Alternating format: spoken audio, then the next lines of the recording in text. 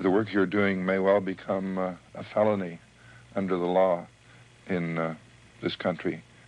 Are we on the edge or in the middle of a rather serious collision of social forces over this issue of psychedelic drugs? Well, it's hard for me to believe, Tom, that our federal government is going to be so stupid as to make scientific research in these areas a felony.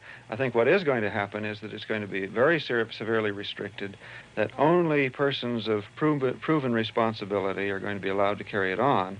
And as long as the black market problem remains a serious one, I think it's going to be very hard for new researchers to break into the field.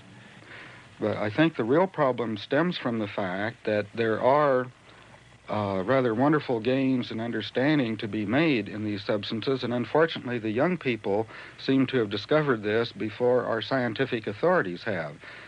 Is there a way of getting to the kids, saying, what have you learned? What have your experiences been like? Well, I'm sure there is. The problem is nobody's wanted to do it, and I don't think they've recognized the validity of some of the subjective experiences because they're not familiar with them themselves, and because there are a lot of reports from ununderstanding people that don't have these kinds of experiences.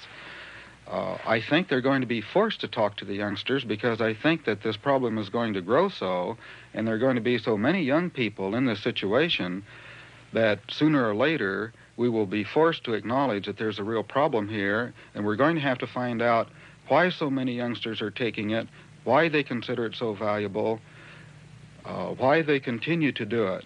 And until we really understand from their viewpoint what they're gaining from these experiences, we'll never really understand how to cope with the problem. Flashes are inside here, you get an insight and you know something, but you don't want to say it out loud because you're kind of afraid that it's not going to be really true and it'll spoil the whole thing for you, But when somebody makes you say it, then, and it's true, then it just makes it more beautiful of a thing. Do you want to go for the more beautiful and say it? Who are you? Just me. Who are you? What kind of a line do you want?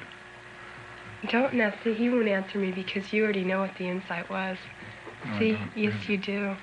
He won't answer me. He wants me to say it, damn it. So go. No.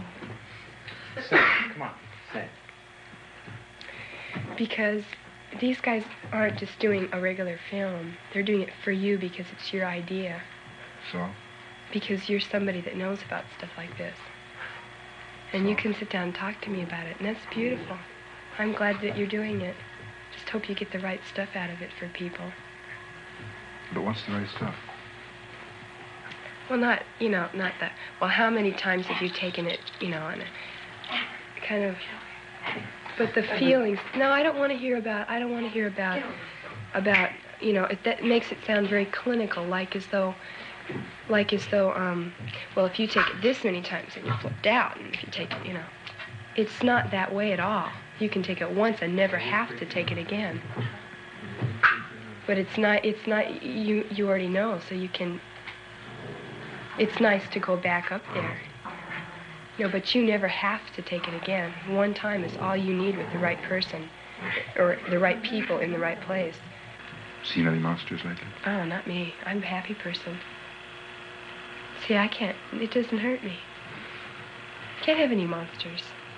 Medical doctors say you're liable to go psychotic. I don't know what psychotic means, really, clinically. I don't know. Nervous? Or introverted, or what does it mean? Off your head. Oh, really?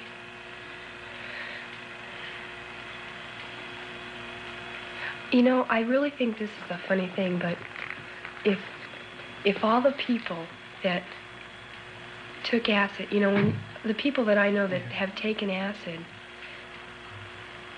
we can look out at the other people that haven't, and they can tell us we're crazy, and we can say, well, you haven't seen anything yet, because there are things that are more beautiful.